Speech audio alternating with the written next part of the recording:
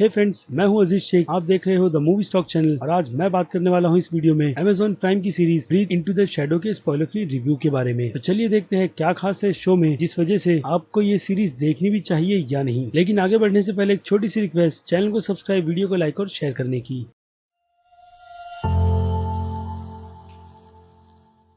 So friends, आगे बढ़ने से पहले आपके कुछ डाउट्स को क्लियर कर देते हैं, जो कि यही है कि क्या ये सीरीज अमेज़न प्राइम की ही 2008 में आई हुई ब्रीथ का सीजन 2 भी है या नहीं। तो जवाब हाँ भी है और ना भी, जिसका रीजन सिर्फ एक ही है, जो कि है अमित सरदाना के कैरेक्टर कबीर शेखावत। इनके अलावा इन दोनों ही सीरीज में कोई भी ऐसा कनेक्शन नहीं है, यानी कि अगर आप इसका सीजन 1 नहीं भी देखते हो तो भी आपको सीजन 2 काफी आसानी से समझ आ जाएगा। और जहाँ तक मेरी अंडरस्टैंडिंग है, अमेज़न प्राइम ने सिर्फ इसके सीजन 1 की पॉपुलैरिटी के हिसाब से इस सीरीज के राइटर डायरेक्टर मयंक शर्मा को ये जिम्मेदारी दे दी कि वो ब्रीथ का सीजन 2 भी बनाए। और फिर क्या था, काफी दिमाग लगाने के बाद फिल्म के राइटर डायरेक्टर ने सीजन 2 बना ही दिया, जिसके टोटल 12 एपिसोड्स है और हर एक एपिसोड्स की लेंथ लगभग 40 से 45 मिनट की है। यानी इस शो को देखने के लिए आपको अच्छा खासा टाइम देना होगा, जिसके ट्रेलर को तो देखकर आपको यही लगता है कि डेफिनेटली ये शो एक वर्थ वॉच है। और अगर मैं मेरी राय की बात करूँ तो ये शो मेरे हिसाब से एक टाइम वेस्ट है। जी हाँ, सिंपल और सीधी सी बात। लेकिन और डिटेल में जाने से पहले बात कर लेते हैं सीजन 2 की प्लॉट की कुछ डिटेल्स के बारे में, ताकि आपको ये पता रहे कि इस बार आपको देखने के लिए अमेज़न प्राइम की तरफ से ब्रीथ इनटू द शैडो में क्या मिलेगा। क्योंकि अमेज़न प्राइम की तरफ से भी इसके टाइटल में सीजन 2 ऐड नहीं किया गया है, जो कि मैं भी नहीं करने वाला। खैर, तो कहानी का पूरा फोकस अभिषेक बच्चन के कैरेक्टर अविनाश पर होता है, जो अपनी लाइफ में अपनी वाइफ आभा और छोटी बेटी सिया के साथ बहुत ज्यादा खुश है। बट खुशी ज्यादा टाइम तक अविनाश की लाइफ में नहीं रहती और एक बर्थडे पार्टी के टाइम सिया को कोई किडनैप कर ले जाता है, जिसका कोई भी अता पता नहीं चलता। और देखते ही देखते 9 महीने बीत जाते हैं और कहीं ना कहीं अविनाश और आभा को यही लगता है कि शायद सिया का मर्डर हो गया है। लेकिन 9 महीने बाद किडनैपर अविनाश को कांटेक्ट करता है और उसे उसकी बेटी सिया के बदले कुछ लोगों का मर्डर करने के लिए कहता है, जिसे करने के लिए अविनाश मानेगा या नहीं, और अगर मान गए तो वो किस किस मुसीबतों में फंसेंगे। यही सारी डिटेल जानने के लिए आपको देखना होगा अमेज़न प्राइम की ये series Breathe Into the Shadow, जो कि मेरे हिसाब से पूरी तरीके से टाइम वेस्ट था। क्योंकि उसके बाद आपको देखने के लिए शो में ऑब्वियसली ब्रीथ सीजन 1 की ही तरह ट्विस्ट एंड टर्न्स देखने मिलेंगे और एक चोर पुलिस का खेल भी, जो कि अमित सरदाना के कैरेक्टर कबीर और अविनाश के बीच चलेगा, जिसके पूरे के पूरे 12 एपिसोड्स खत्म करने के बाद आप बस यही सोचोगे कि इस शो को इतना लंबा क्यों बनाया गया, जिसे देखते वक्त आप सच में बहुत नहीं बल्कि काफी ज्यादा बोर हो जाते हो। क्योंकि शो का फर्स्ट हाफ आपको थोड़ा इंटरेस्टिंग लगता है और उसके बाद बीच के सारे एपिसोड्स आपको इतना ज्यादा बोर करते हैं, क्योंकि उन सभी एपिसोड्स में आपको कैरेक्टर की बैक स्टोरी दिखाई जाती है, जिसे बेमतलब का इस सीरीज में बहुत नहीं बल्कि काफी ज्यादा लंबा खींच दिया गया है। और यही नहीं, किसी कैरेक्टर का अगर मर्डर भी हो रहा है तो उसे भी सीरीज में बहुत ज्यादा लंबा खींचा गया है। और उनके पीछे के जब रीजंस खुलते हैं इसके थर्ड एक्ट में, तो आपको वो चीज भी पसंद नहीं आएगी। और इसके बाद थर्ड एक्ट शुरू होगा तो आपको ऑलरेडी पता होता है इस सीरीज में आगे और क्या देखने मिलेगा आपको। यानी देखा जाए तो पूरी सीरीज क्या सोचकर लिखी गई, ये बात तो इसके राइटर डायरेक्टर को ही पता होगी। क्योंकि उन्होंने जिस तरीके से ट्विस्ट एंड टर्न्स इस पूरी की पूरी सीरीज में डाले हैं, वैसे ट्विस्ट एंड टर्न्स हमने कई बार हॉलीवुड से लेकर बॉलीवुड की फिल्मों में देखा है। रिसेंटली असुर का भी एक शो आया था जो इस सीरीज से फार बेटर है, जिसकी हल्की सी झलक आपको इस सीरीज में नजर आती है। और उसमें भी ये सीरीज पूरी तरीके से फेल होती है, भले से ही कंटेंट इस सीरीज में नया क्यों ना हो। लेकिन अगर आपके सामने कोई चीज को अच्छी तरीके से प्रेजेंट नहीं किया जाता है तो वो कंटेंट भी किसी काम का नहीं रहता, जो कि अमेज़न प्राइम की ये सीरीज है। इसके अलावा अगर मैं बात करूं कैरेक्टर्स की, तो कैरेक्टर डेवलपमेंट के नाम पर आपको सिर्फ यहाँ पर अमित सरदाना के कैरेक्टर में ही काफी सारे डेवलपमेंट देखने मिलते हैं, क्योंकि उनके कैरेक्टर से हम ब्रीथ के सीजन 1 से जुड़े हुए हैं। और उसके बाद उनकी स्टोरी की कंटिन्यूएशन इसके सीजन 2 में भी की गई, जो बहुत ही ज्यादा डिफरेंट तरीके की थी। और वो बाप बेटे की रिलेशनशिप जो इसके पहले सीजन में दिखाई गई थी,